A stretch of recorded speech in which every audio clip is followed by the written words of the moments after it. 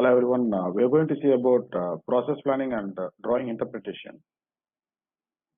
First one about process planning. It is a selection and sequencing of process and operations to transform a chosen raw material into a finished component. It is actually an act of preparing a detailed work instruction to produce a component. It includes the selection of manufacturing processes, operations, production equipments, toolings, jigs and fixtures, etc. So what will be the role of a process planner?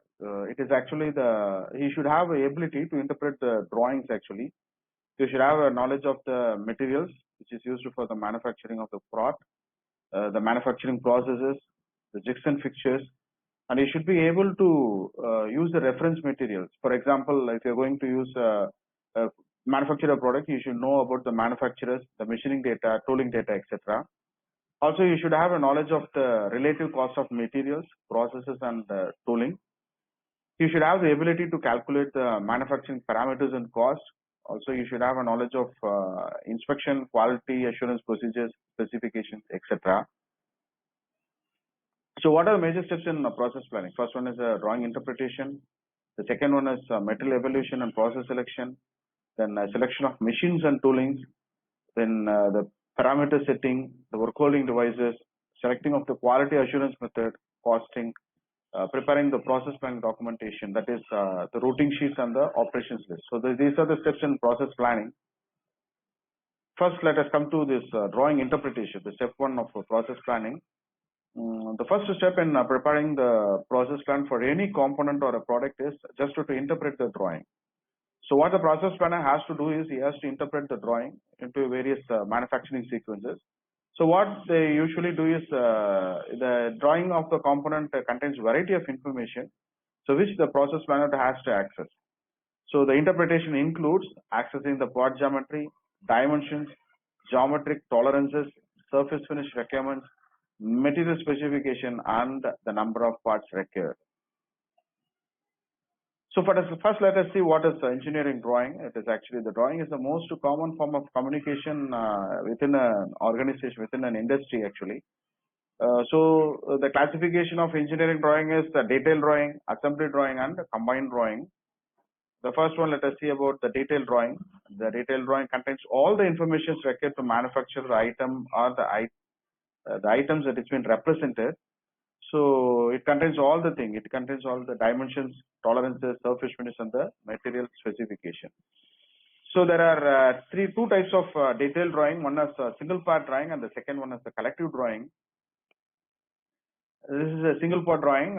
It shows all the information required to completely define the manufacture of a single item. It includes dimensions, tolerances, materials, special treatments. If there is any special treatment that would be mentioned there, and the surface finishes, etc. Next, we go to the collective drawing. It shows essentially the similar parts where only one or more details will be there. Usually, what we do is this collective part drawing will be used for standard parts, that is nuts, bolts, washers, etc. Regarding assembly drawing, it contains all the information that are required to assemble two or more parts together. Usually what we do is we will not be mentioning any dimension on the assembly drawing, but in some cases we will be mentioning the dimensions which may be required for that. There are three types of assembly drawings. One is single part assembly drawing, the second one is collective assembly drawing, and the third one is arrangement drawings. First one is single part assembly drawing. This is an example for the single part assembly drawing, in which contains the information to build a single sub-assembly actually. The next one is collective drawing assembly, in which there will be a number of products that are assembled. And the figure shows a typical example. Actually, this is actually a standard coupler, in which actually a few dimensions have been mentioned for to represent the assembly. This one is the arrangement drawing. It is actually a general arrangement drawing. It shows the complete product actually. It contains all the information that are required to arrange or assemble the parts. This is actually the example for the combined drawing. It shows a assembly of all the parts with the list of parts, the details, of all the parts on one drawing actually. So this is actually the last one. This is the combined drawing. Thank you.